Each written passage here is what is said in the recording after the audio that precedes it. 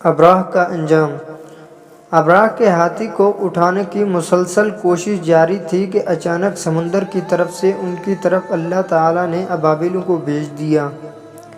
وہ ٹڈیوں کے جھنڈ کی طرح آئی۔ دوسری طرف عبد المطلب مکہ میں داخل ہوئے، حرم میں پہنچے اور کعبہ کے دروازے کی زنجیر پکڑ کر ابراہ اور اس کے لشکر کے لیے خلا فتح کی دعا مانگی۔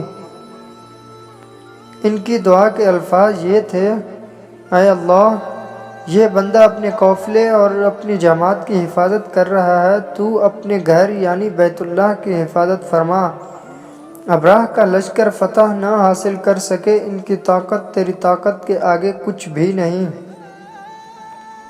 آج سلیب کامیاب نہ ہو۔ سلیب کا لفظ اسی لیے بولا کہ ابراہ عیسائی تھا، اور سلیب کو عیسائی اپنے نشان کے طور پر ساتھ لے کر چلتے ہیں۔ اب انہوں نے اپنی قوم کو ساتھ لیا اور ہرا پہاڑ پر چڑھ گئے، کیونکہ ان کا خیال تھا وہ ابراہ کا مقابلہ نہیں کر سکیں گے، اور پھر اللہ تعالیٰ نے پرندوں کے جھنڈ بھیج دیے۔ یہ پرندے چڑیا سے قدرے بڑے تھے، ان میں سے ہر پرندے کی چونچ میں پتھر کے 3 ٹکڑے تھے۔ یہ پتھر پرندوں نے ابراہ کے لشکر پر گرانے شروع کیے، جو نہیں یہ پتھر ان پر گرے،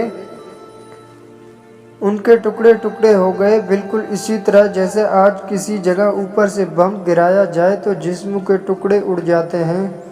ابراہ کا ہاتھی محمود البتہ ان کنکریوں سے محفوظ رہا، باقی سب ہاتھی تہس نہس ہو گئے۔ یہ ہاتھی 13 عدد تھے، سب کے سب کھائے ہوئے نسوت کے ماند ہو گئے، جیسا کہ سورۃ الفیل میں آتا ہے۔ ابراہ اور اس کے کچھ ساتھی تباہی کا یہ منظر دیکھ کر بری طرح بھاگے، لیکن پرندوں نے ان کو بھی نہ چھوڑا۔ ابراہ کے بارے میں طبقات میں لکھا ہے کہ اس کے جسم کا ایک عضو الگ ہو کر گرتا چلا گیا، یعنی وہ بھاگ رہا تھا اور اس کے جسم کا ایک حصہ الگ ہو کر گر رہا تھا۔ دوسری طرف عبد المطلب اس انتظار میں تھے کہ کب حملہ ہوتا ہے،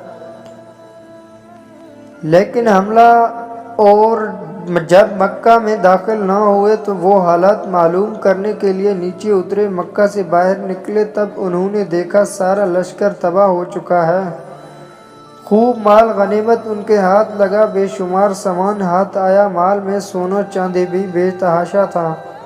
لشکر میں سے کچھ لوگ ایسے بھی تھے جو واپس نہیں بھاگے تھے، یہ مکہ میں رہ گئے تھے۔ ان میں ابراہ کے ہاتھی کا معاوض بھی تھا، جو محمود کو آگے لانے میں ناکام رہا تھا۔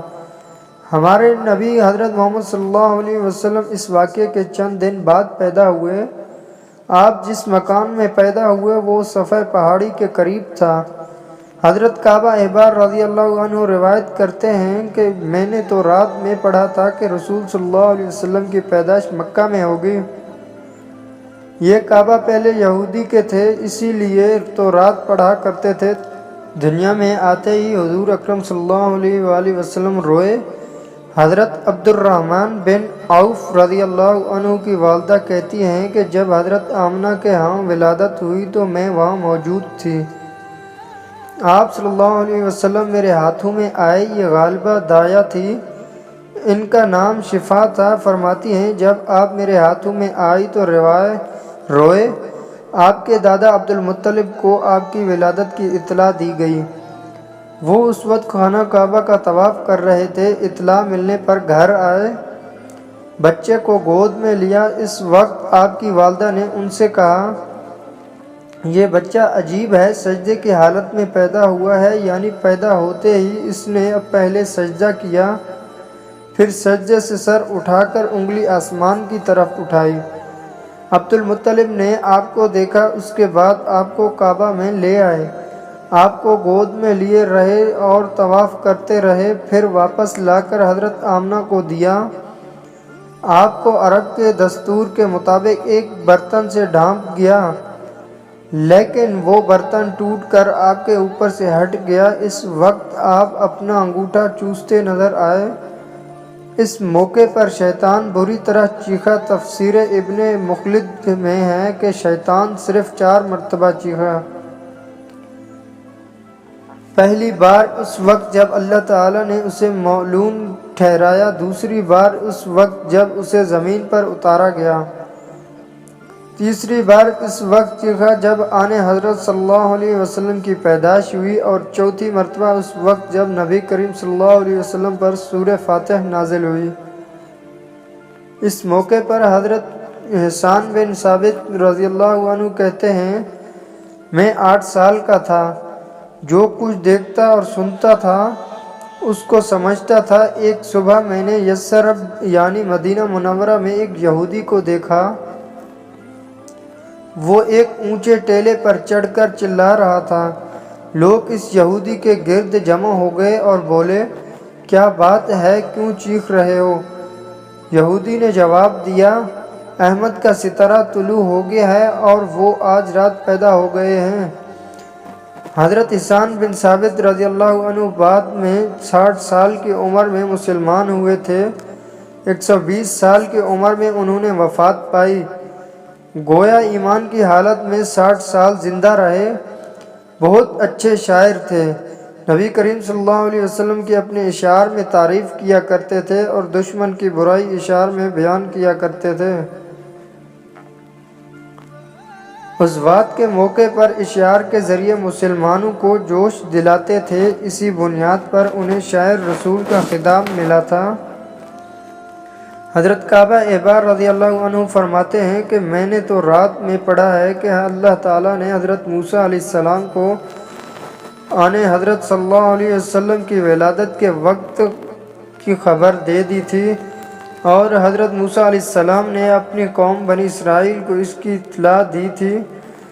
اس سلسلے میں انہوں نے فرمایا تھا، تمہارے نزدیک جو مشورہ چمکدار ستارہ ہے، جب وہ حرکت میں آئے گا تو وہی وقت رسول اللہ صلی اللہ علیہ وسلم کی پیدائش کا ہوگا۔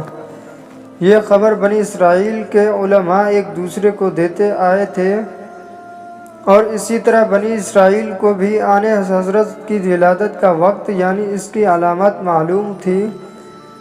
حضرت عائشہ رضی اللہ عنہ سے روایت ہے کہ ایک یہودی عالم مکہ میں رہتا تھا، جب وہ رات آئی جس میں آن حضرت صلی اللہ علیہ وسلم پیدا ہوئے تو وہ قریش کی ایک مجلس میں بیٹھا تھا۔ اس نے کہا، کیا تمہارے ہاں آج کوئی بچہ پیدا ہوا ہے؟ لوگوں نے کہا، ہمیں تو معلوم نہیں۔ اس پر اس یہودی نے کہا، میں جو کچھ کہتا ہوں اسے اچھی طرح سن لو۔ آج اس امت کا آخری نبی پیدا ہو گیا ہے، اور قریش کے لوگوں کو وہ تم میں سے ہے، یعنی وہ قریشی ہے۔ اس کے کندھے کے پاس ایک علامت ہے، یعنی مہر نبوت۔ اس میں بہت زیادہ بال ہیں، یعنی گھنے بال ہیں، اور یہ بال نبوت کا نشان ہے، نبوت کی دلیل ہے۔ اس بچے کی ایک علامت یہ ہے کہ وہ 2 رات تک دودھ نہیں پیے۔ ان باتوں کو ذکر اس کی نبوت کی علامات کے طور پر پرانی کتب میں موجود ہے۔ حضرت ابن اجر نے لکھا ہے کہ یہ بات درست، آپ نے 2 دن تک دودھ نہیں پیا تھا۔ یہودی نے عالم نے جب یہ باتیں بتائی تو لوگوں کو وہاں سے اٹھ گئے۔ انہیں یہودی کی باتیں سن کر بہت حیرت ہوئی تھی۔ جب وہ لوگ اپنے گھروں میں پہنچے تو ان میں سے ہر ایک نے اس کی باتیں اپنے گھر کے افراد کو بتائیں۔ عورتوں کو چونکہ حضرت آمنہ کے ہاں بیٹا پیدا ہونے کی خبر ہو چکی تھی، اسی لیے انہوں نے اپنے مردوں کو بتایا، ذرا چل کر مجھے وہ بچہ دکھاؤ۔ لوگ اسے ساتھ لے لیے حضرت آمنہ کے گھر کے باہر آئے، ان سے بچہ دکھانے کی درخواست کی۔ آپ نے بچے کو کپڑے سے نکال کر انہیں دے دیا۔ لوگوں نے آپ کے کندھے پر سے کپڑا ہٹایا۔ یہودی کی نظر جو نہیں مہر نبوت پر پڑی، وہ فوراً بے ہوش ہو کر گر پڑا۔ اسے ہوش آیا تو لوگوں نے اس سے پوچھا، تمہیں کیا ہو گیا تھا؟